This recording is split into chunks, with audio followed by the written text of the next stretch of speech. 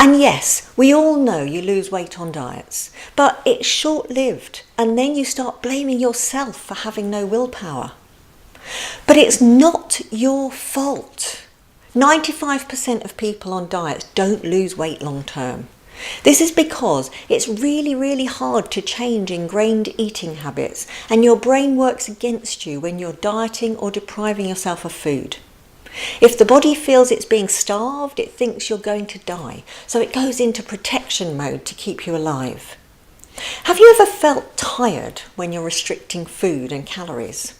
I bet you have. You see, your mind and body communicate and decide you must conserve energy, so they make you feel tired all the time, making sugary snacks and carbs irresistible and the go-to source of energy. That's when your willpower is really being tested. But the trouble is, willpower is like a muscle. The more you use it, the more tired it gets. This is why it's almost impossible to continually rely on willpower to eat healthily.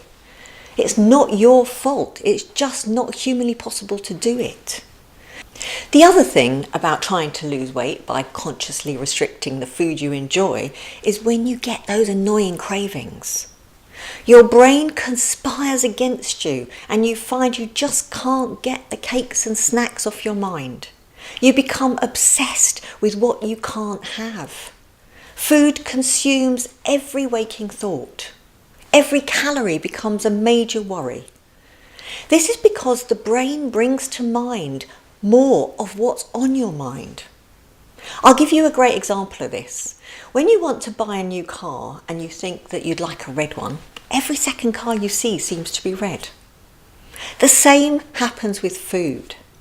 Diets force food to the front of your mind because you're weighing it, you're counting calories, sins, or any other number of things.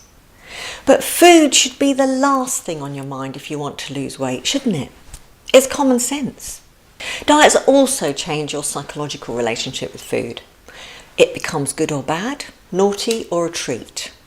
Food should have no meaning whatsoever, apart from being needed as nutrition to fuel your body. So this is how your brain works against diets and not with them.